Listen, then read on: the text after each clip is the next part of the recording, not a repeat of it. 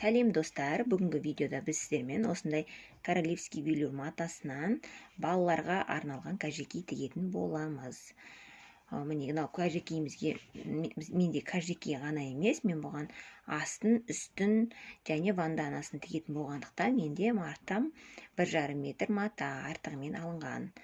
Және оған бізге астар керек. Астарға сіздер осындай хб матасын алсаңыздар болады. Осындай хб матасы. Не болмаса атлас матасын алсаңыздар болады. Сіздер өз маталарыңызға қарай түстес матасын келтіріп аласыздар. Мен кәжекейді міне 6 жастағы балаға тігем. Баланың өлшеміне орай жеке өлшем бойынша тігейін деп отырмын. Сондықтан маған дайын выкройкалар жарамайды. Мен өзім осылай қолдан выкройка жасап, сол бойынша тігетін боламын. Сіздер баланың өлшемі бойынша, мысалы бой ұзындығы бойынша дайын выкройкалармен тіге салсаңыз болады.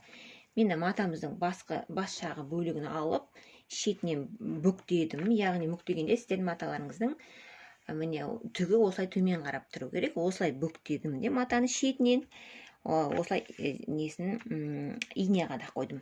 Мынау менде выкройканың артқы бөлігі.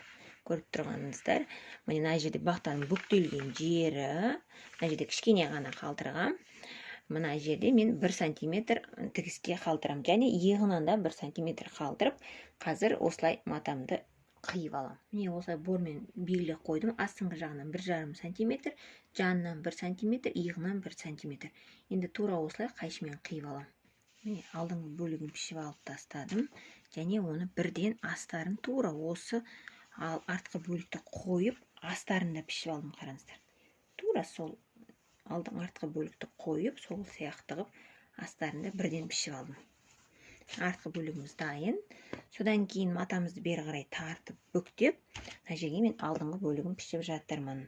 Енді алдын пішіп осылай қиып болғаннан кейін бірден алдының астарында осылай қиып алатын боламын. Алдыңғы бөлікті осылай қойып, мен бірден ою жабыстырып алдым. Енді осыны машинкамен жүргізіп шығам, оюларды түсіп қалмау үшін. Міне алдыңғы бөлігіндегі оюын тігіп алдым. Енді артқы бөлігімен алдыңғы бөлігін иық тігістерін біріктіреміз. Міне осылай беткі бөлігін қойып аламыз. Соған иығын қойып, екеуін иық тігісін біріктіріп тігетін боламыз. Астарғы бөлігінде тура солай жасаймыз. Тек қана иық тігісін ғана біріктіреміз осы кезде. Міне осылай иық тігісін біріктіреміз, астарын тура солай жасаймыз. Екі иығын тігіп болғаннан кейін астарын осылай осы негізгі бөліктің үстіне қоямыз. Астарын қойып, иық тігістерін барлығын бір-біріне біріктіреміз осылай. Иық тігісімен иық тігісін біріктіреміз. Осылайынан қойып аламыз.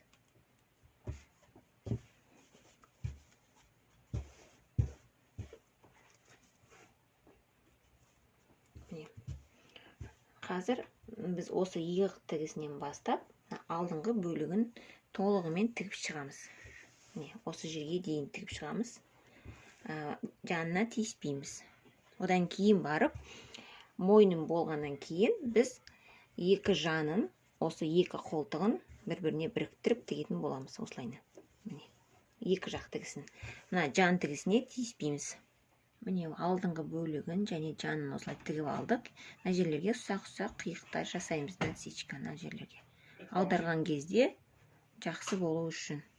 Мына жерлеріміз бізде бүктеліп қалмай жақсы орналасу үшін осылай кішкентай насечкалар жасап шығасыздар алдына және екі қолтығына.